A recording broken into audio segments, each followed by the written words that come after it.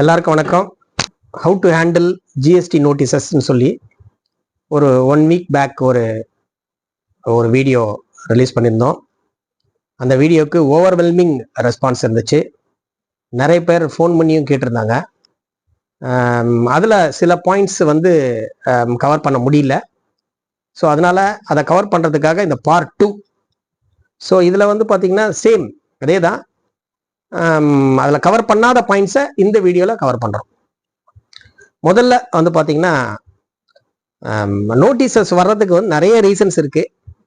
அதில் one of the main reason, இந்த ரீசனுக்காக தான் நிறைய பேருக்கு நோட்டீஸ் வந்திருக்கும்.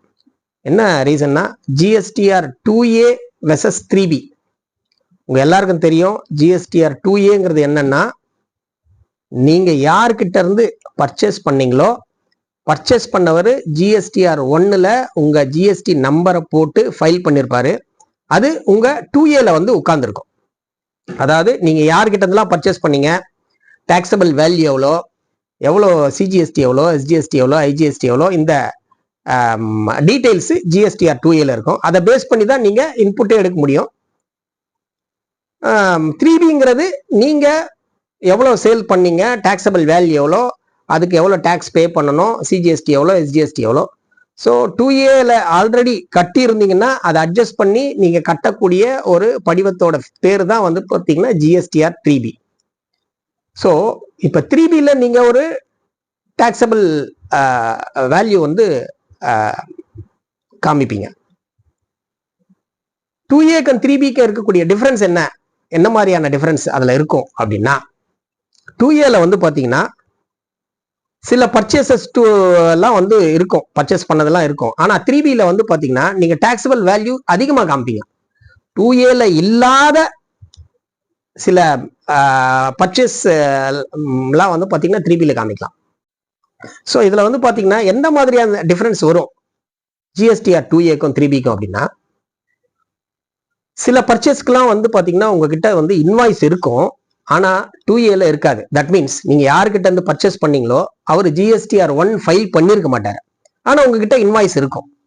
ஸோ நீங்கள் அதை பேஸ் பண்ணி போயிட்டு உங்கள் ஆடிட்டர் கிட்ட போய் சொல்லுவீங்க, சார் எங்கிட்ட பர்ச்சேஸ்க்கு இன்வாய்ஸ் இருக்கு சார், ஏன் இன்புட் நான் எடுக்கக்கூடாது? சரி, இன்வாய்ஸ் இருக்கேன்னு சொல்லிட்டு அவரும் இன்புட் எடுத்தாங்கன்னா என்ன ஆகும்னா, 2Aல இல்லை ஆனால் நீங்கள் இன்புட் எடுத்துருக்கீங்க, அதை பேஸ் பண்ணி உங்களுக்கு நோட்டீஸ் வர்றதுக்கான வாய்ப்பு இருக்கு. ஸோ எப்படி 2Aல எல்லாம் போச்சுன்னா வேரியஸ் ரீசன்ஸ் இருக்கலாம். One of the possible reason நல்லா ஞாபகம் வச்சுங்க, GSTR 1ல நீங்களே ஒரு ரிட்டர்ன் ஃபைல் பண்றீங்கன்னு வச்சுங்க. நீங்க ஃபைல் பண்ணக்கூடிய ரிட்டர்னு ஒருத்தரோட ஜிஎஸ்டி நம்பர் தவறா போட்டுட்டீங்கன்னா வித்தின் 180 டேஸ்க்குள்ளார அமெண்ட்மெண்ட் கொடுத்து அதை நீங்க மாத்துறதுக்கான வாய்ப்பு இருக்கு. அதே மாதிரி மேபி உங்களுக்கு சேல் பண்ணவர் மாத்திருந்தாலும் உங்ககிட்ட இன்வாய்ஸ் இருக்கும், தவறா மாத்திருந்தாலுமே GSTR 2Aல இருக்காது. ஸோ இப்போ என்ன ஆகும் அப்படின்னா, உங்ககிட்ட இன்வாய்ஸ் இருக்கும் ஆனால் 2Aல இல்லை. 2Aல இல்லைங்கிற ஒரே ரீசனுக்காக உங்களுக்கு டாக்ஸ் லைபிலிட்டி டிமாண்ட் போட்டு உங்களுக்கு நோட்டீஸ் வர்றதுக்கான வாய்ப்பு இருக்கு. அதனால 2Aல இல்லைன்னா நீங்க யாருக்கிட்ட இருந்து பர்ச்சேஸ் பண்ணீங்களோ அவங்க கிட்ட சொல்லி GSTR 1 ஃபைல் பண்ண சொல்லி அதுக்கப்புறம் நீங்க இன்புட் எடுக்கிறது தான் உங்களுக்கு நல்லது. இல்லைன்னா கண்டிப்பா நோட்டீஸ் வர்றதுக்கான வாய்ப்பு இருக்கு. இது ஃபர்ஸ்ட் பாயிண்ட். ரெண்டாவது பாயிண்ட், ஸோ ஃபார் எக்ஸாம்பிள் இந்த மாதம் உங்களுடைய சேல்ஸ் 1,50,00,000 வச்சுக்கோங்க.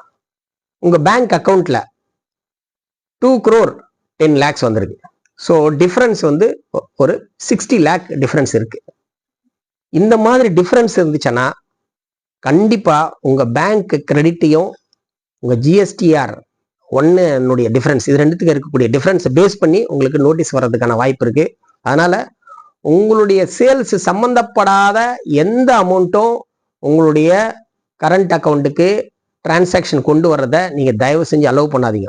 ஏன்னா இந்த மாதிரி நிறைய பாசிபிள் ரீசன்ஸ் இதுக்கு முன்னாலாம் கண்டுக்காம இருந்தாங்க, பட் இனிமேல் இதெல்லாம் நடக்கிறதுக்கான வாய்ப்பு இல்லை. ஸோ எதனால அது இருந்திருக்கலாம்? ஃபார் எக்ஸாம்பிள் நீங்க சென்னையில இருக்கீங்க, தூத்துக்குடியில இருக்காரு உங்க ஃப்ரெண்டு, அவர் என்ன சொல்லியிருப்பாருன்னா, சார் நான் எங்க வீட்டுக்கு கேஷ் அனுப்புனேன் சார், உங்க அக்கௌண்ட்ல போட்டுறேன், எடுத்து கேஷ் கொடுத்துருக்கேன்னு சொல்லியிருக்கலாம். மேபி அந்த கேஷை நீங்க எடுத்து கொடுத்தாலுமே ஒரு 10 lakhsன்னு சொல்லுங்களா, ஒரு 4 முறை போட்டுருக்கலாம், எடுத்து கொடுத்தாலுமே அது உங்க டேர்ன் ஓவர்ல வந்துடும். அதனால இந்த மாதிரி அன்னெசரி டிரான்சாக்ஷன்லாம் உங்க அக்கௌண்ட்ல கொண்டு வந்தீங்கன்னா you are inviting the problem. So இந்த மாதிரி டிரான்சாக்ஷனை நீங்க அவாய்ட் பண்றது உங்களுக்கு ஆல்வேஸ் பெட்டர். ஸோ அடுத்து இப்போ ரீசெண்டா ஒரு நோட்டீஸ் பார்த்தேன் நான். என்னன்னா இன்கம் டேக்ஸ்ல இருக்கக்கூடிய 26 ஏஎஸ்க்கும் ஜிஎஸ்டிஆர் 1க்கும் இருக்கக்கூடிய டிஃபரன்ஸ், அதை பேஸ் பண்ணி ஜிஎஸ்டிலேருந்து நோட்டீஸ் வரலாம். 26 ஏஎஸ்னா என்ன? இன்கம் டேக்ஸ்ல நீங்க செய்யக்கூடிய எல்லா டிரான்சாக்ஷனுமே எல்லாமே கேப்சர்டு. ஃபார் எக்ஸாம்பிள், உங்க பேங்க் அக்கௌண்ட்ல உங்களுக்கு ஒரு சேவிங்ஸ் அக்கௌண்ட்ல ஒரு 100 ரூபாய் இன்ட்ரெஸ்ட் வந்திருந்தாலும் that is also captured in as. 26 as and AIS ரெண்டு ரிப்போர்ட் இருக்கு இன்கம் டேக்ஸ்ல. இப்போ ரீசெண்டா நான் பார்த்த நோட்டீஸ் என்னன்னா 26 ஏஎஸ்ல உங்களுக்கு ஒரு turn over, business turn over ஒன்று கேப்சர் ஆயிருக்கும். ஜிஎஸ்டிஆர் 1ல வேற ஒரு டர்ன் ஓவர் இருக்கும். ஃபார் எக்ஸாம்பிள் ஒரு 50 லட்ச ரூபாய் டிஃபரன்ஸ் இருக்குன்னா அதுக்கு என்ன காரணம்னு கேட்டு அதுக்கு உங்களுக்கு நோட்டீஸ் வர்றதுக்கான வாய்ப்பு இருக்கு. சிலர் பார்த்தீங்கன்னா இன்கம் டேக்ஸ்ல ஒரு டர்ன் ஓவர் இருக்கும், ஜிஎஸ்டியில் ஒரு டர்ன் ஓவர் இருக்கும். இதுக்கு முன்னாடி வேட் இருக்கும்போது வேட்ல ஒரு டர்ன் ஓவர் இருக்கும், இன்கம் டேக்ஸ்ல ஒரு டர்ன் ஓவர் இருக்கும். பெருசா அதெல்லாம் கேப்சர் பண்ண முடியாத ஒரு சிச்சுவேஷன் இருந்துச்சு. ஆனால் இன்னைக்கு ஜிஎஸ்டி ரெஜிம்ல everything is covered, nothing can be escaped. அதனால புத்திசாலித்தனமா இருக்கிறதா நினைச்சு நம்ம பிரச்சனையில மாட்டிக்க தேவையில்ல. ஜிஎஸ்டியில என்ன டர்ன் ஓவர் இருக்கோ அந்த டர்ன் ஓவர் தான் இன்கம் டேக்ஸ்லயும் காமிக்கணும், அந்த ரெக்கார்டு தான் அதுலயே இருக்கணும். ஒரு 1000 ரூபா அதிகமா இருந்தாலுமே அதை கேட்டு நோட்டீஸ் வர்றதுக்கான வாய்ப்புகள் இருக்கு. அதனால எல்லா டர்ன் ஓவரையும் ஒரே மாதிரி வச்சுக்கிறது நல்லது. அவைலிங் ராங் ஐடிசி, இது ஏற்கனவே பார்த்தோம் செக்ஷன் 17(5)ல.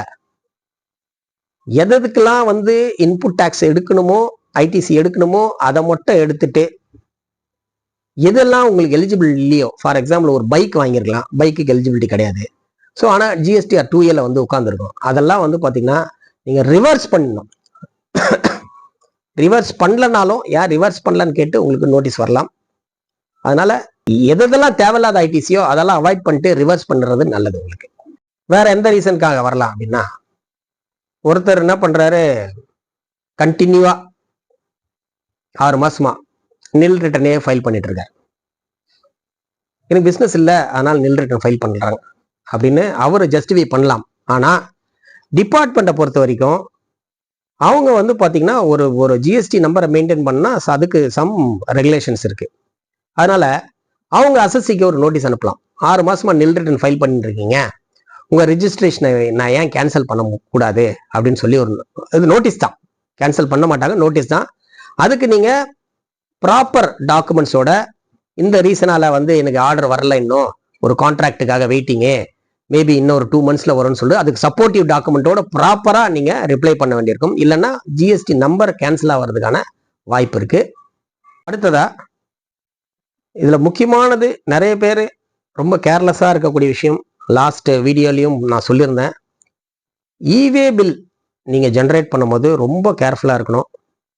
இவே பில்லு, இ இன்வாய்ஸு, ஜிஎஸ்டிஆர் 1 இது எல்லாமே ஒரே வேல்யூஸ் இருக்கணும். அந்த டாக்ஸபிள் வேல்யூல எந்த மாற்றமும் இருக்கக்கூடாது. அந்த மாதிரி ஏதாவது ஒரு டிஃப்ரென்ஸ் இருந்துச்சுன்னா அதை பேஸ் பண்ணி நம்ம கண்டிப்பா நோட்டீஸ் வர்றதுக்கான வாய்ப்பு இருக்கு. இவே பில்ல என்ன டாக்ஸபிள் வேல்யூ நீங்க போடுறீங்களோ அதே தான் ஜிஎஸ்டிஆர் 1ல இருக்கணும். அது கொஞ்சம் கண்டிப்பா நீங்க பார்க்கக்கூடிய விஷயம். இதுல கொஞ்சம் கேர்ஃபுல்லா இருந்தோம்னா இது சம்பந்தமான நோட்டீசஸை அவாய்ட் பண்ணிக்கலாம். அதே மாதிரி பாத்தீங்கன்னா கட்ட வேண்டிய டாக்ஸஸ் நம்ம பே பண்ண வேண்டியது ஷார்ட் பெய்டா இருந்தா, அதாவது குறைச்சலா கட்டியிருந்தாலோ இல்லை ப்ராப்பர் டைம்ல கட்டல, கண்டினியூவா டிலேவா இருக்கு, ஜிஎஸ்டிஆர் 1ம் ஜிஎஸ்டிஆர் 3Bயும் கண்டினியூ 6 மாசத்துக்கு மேலே டிலேவா இருக்குனாலும் கூட, ஸோ கவர்மெண்ட்டோட ரெவென்யூ இது, கவர்மெண்ட்டோட ரெவென்யூ அஃபெக்ட் ஆகுது. அப்படிங்கிறதால இந்த மாதிரி நீங்க ரெகுலரா பண்றீங்க அப்படின்னு சொல்லி அதுக்கான விளக்கம் கேட்டு உங்களுக்கு நோட்டீஸ் வர்றதுக்கான ஒரு வாய்ப்பும் இருக்கு. அதாவது ஈஸ் ஆஃப் பிஸ்னஸ் அப்படின்னா, இப்போ பெரும்பாலும் பிஸ்னஸ் பண்றவங்க எல்லாருமே ரெவென்யூ வரக்கூடிய பிஸ்னஸ்ல கான்சென்ட்ரேட் பண்ணிட்டு அக்கௌண்ட்ஸை அந்த அளவுக்கு கான்சென்ட்ரேஷன் இல்லாம விட்டுருவாங்க. ஆனா உண்மை என்னன்னா, பிஸ்னஸ் அக்கௌண்ட்ஸ் இது ரெண்டுமே பாத்தீங்கன்னா ரெண்டு மாட்டு வண்டி மாதிரி. நீங்க ரெவென்யூ, ஆனா இதுல பாத்தீங்கன்னா ரெவென்யூ வர்றது பாத்தீங்கன்னா பிசினஸ்ல தான். அதனால நேச்சுரலாவே எல்லாரையும் பிஸ்னஸில் தான் கான்சன்ட்ரேட் பண்ணுவாங்க. இதில் ரெவென்யூ வராது, நீங்கள் செலவு தான். அக்கௌண்ட்ஸ் மெயின்டைன் பண்ணுறதுக்கு அதுக்கு ஒரு ஆளை போட்டு அவங்களுக்கு சம்பளம் தான் நம்ம கொடுப்போம் ஆக்சுவலாக. ஸோ நேச்சுரலி எதுலேருந்து ரெவென்யூ வருதோ அதில் தான் யாருமே கான்சன்ட்ரேட் பண்ணணும்னு நினைப்பாங்க. ஆனால் உண்மை என்னென்னா, நீங்கள் அக்கௌண்ட்ஸில் ப்ராப்பராக கான்சன்ட்ரேட் பண்ணலன்னா நீங்கள் சந்தோஷமாக நிம்மதியாக பிஸ்னஸ் பண்ணவே முடியாது. இது இந்த மாதிரி நிறைய கம்பெனிஸ் நான் பார்த்துருக்கேன். நிறைய ரெவென்யூஸில் கான்சன்ட்ரேட் பண்ணி நல்ல ரெவென்யூ வந்திருக்கும். ஒன் ஃபைன் டே இந்த அக்கௌண்ட்ஸில் கோட்டை விட்டதுனால என்னெல்லாம் ரெவென்யூ வந்ததோ அதெல்லாம் வந்து பார்த்தீங்கன்னா இந்த மாதிரி பிரச்சனையால் அவங்க பெனால்ட்டியாவோ இன்ட்ரெஸ்டாவோ கட்டி ரொம்ப கஷ்டப்பட்டதை நான் பார்த்துருக்கேன். அதனால எந்த அளவுக்கு நீங்கள் ரெவென்யூ வரக்கூடிய பிஸ்னஸில் நீங்கள் கான்சன்ட்ரேட் பண்ணுறீங்களோ அதுக்கு ஈக்குவலண்ட்டாக அக்கௌண்ட்ஸ்லேயும் கான்சன்ட்ரேட் பண்ணி இந்த கம்ப்ளைன்சஸ்ன்னு சொல்லக்கூடிய டேக்ஸ் சம்பந்தமான இன்கம் டேக்ஸு, ஜிஎஸ்டி, அதுக்கு பே பண்ண வேண்டிய டேக்ஸு, அதுக்கான அக்கௌண்ட்ஸு இதெல்லாம் ப்ராப்பராக மெயின்டைன் பண்ணால் ஈஸ் ஆஃப் பிஸ்னஸ், எந்த பிரச்சனையும் இல்லாமல் சந்தோஷமாக பிஸ்னஸ் பண்ணுறதுக்கான வாய்ப்பு. நன்றி, வணக்கம்.